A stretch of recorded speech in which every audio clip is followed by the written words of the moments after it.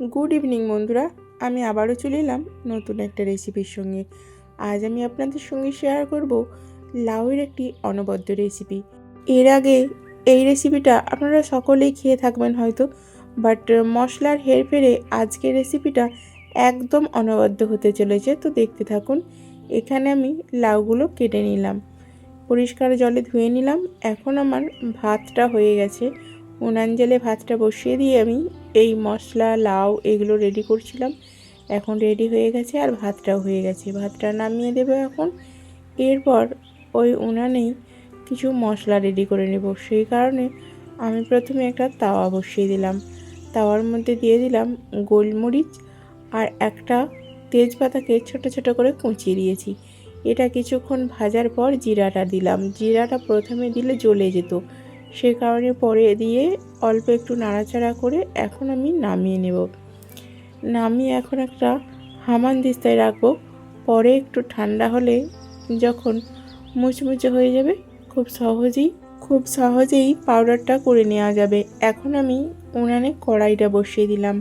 কড়াইটা খুব ভালোভাবে গরম হলে দিয়ে দিলাম একটু বেশি পরিমাণে সরিষার তেল, কারণ এখানে এই যে মাছের মাথা ভাজা হবে। মাছের মাথার মধ্যে দিয়ে দিলাম পরিমিত লবণ আর পরিমিত হলুদ। এরপর খুব সুন্দরভাবে মেখে নিলাম। ততক্ষণে তেলটা খুব ভালোভাবে গরম হয়ে গেছে। এখন আমি মাছের মাথাগুলো দিয়ে দিলাম। মাছের মাথাগুলো বেশ বড় সাইজের, আর তেলটাও সেই কারণে একটু বেশি দেওয়া হয়েছে, কারণ মাছের মাথা খুব ভালোভাবে না ভাজলে পরে তরকারিতে দিলে সেটা গন্ধ ছাড়তে পারে। তাই মাছ কাঁচা কাঁচা ভাজলেও মাছের মাথা কিন্তু ডিপলি ফ্রাই করে নিতে হয়। তো মাছের মাথাগুলো আমার ফ্রাই করা হয়ে গেছে। তার মধ্যেই আমি মশলাটাও গুঁড়ো করে নিলাম, আপনারা দেখেছেন। তো এখন আমি মাছের মাথাগুলো তুলে নিচ্ছি। এরপর দেখুন তেল এক্সেস আছে, ওই তেলের মধ্যেই ফোড়নে দিলাম গোটা সাদা জিরা, একটা শুকনো লঙ্কা। এরপর আমি লাউগুলো দিয়ে দিলাম।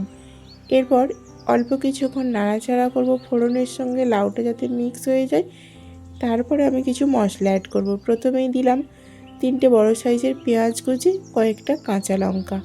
প্রথমে পেঁয়াজটা দিলে তার স্বাদ আলাদা হতো, পরে দিলে তার স্বাদ আলাদা হবে। এখন দিলাম পরিমিত লবণ, এরপরে দিলাম পরিমিত হলুদ।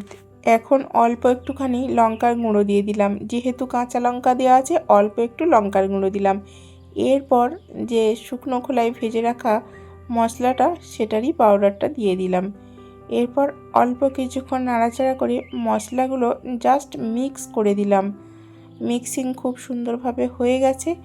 এখন আমি এর মধ্যে অ্যাড করে দেব একটা বড় সাইজের টমেটো কুচি। টমেটোটা দেওয়ার পর আবারও একটু নাড়াচাড়া করে দেব, যাতে সবজির সঙ্গে টমেটোটা খুব সুন্দরভাবে মিক্স হয়ে যায় আর সঙ্গে একটু কষানোটাও এগিয়ে যায়। এখানে কিন্তু কোনো রকম জল দিতে হচ্ছে না, যদিও বা শুকনো মশলাগুলো ইউজ করা হয়েছে, কারণ আপনারা সকলেই জানেন যে লাউ থেকে জল ছাড়ে, যদিও বা এখন খুব একটা ছাড়েনি। তো এখন আমি চাপা দিয়ে দেব। এরপর 5 মিনিট ছাড়া এটাকে খুলে নিয়ে 2-3 বার কষিয়ে নিতে হবে, যাতে তলায় লেগে না যায় আর সঙ্গে কষানোটাও হয়ে যায়। লাউ থেকে তো জল ছাড়েই, তাই জল দেওয়ার প্রয়োজন নেই। অনলি এইভাবে ঢাকা চাপা করে সুন্দরভাবে কষাতে থাকলেই লাউটা ধীরে ধীরে নরম হয়ে আসবে বা মজে যাবে।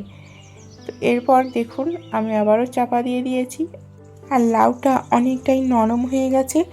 এখন আমি এই মাছের মাথাটা এই প্লেটের মধ্যেই ভেঙে নিচ্ছি। কড়াইয়ের মধ্যে দিয়ে ভাঙলে একটু অসুবিধা হবে সবজির সঙ্গে, তো সেই কারণে আগে থেকেই আমি ভেঙে নিচ্ছি। দেখুন ভাঙা হয়ে গেছে আমার। এরপর এই ভাঙা মাছের মাথাটা এখন আমি কড়াইতে দিয়ে দেব সবজির মধ্যে। দেখুন সবজিটা সিদ্ধ হয়ে গেছে বলে কতটা পরিমাণটাও কমে গেছে। আমি আবারও একটুখানি কষিয়ে নিলাম। এরপর আমি ভাঙা মাছের মাথাগুলো দিয়ে দেব। দেওয়ার পর আমি আবারও কিছুক্ষণ কষিয়ে নেব, যাতে মাছের মাথাটা লাউয়ের সঙ্গে খুব সুন্দরভাবে মিক্স হয়ে যায়।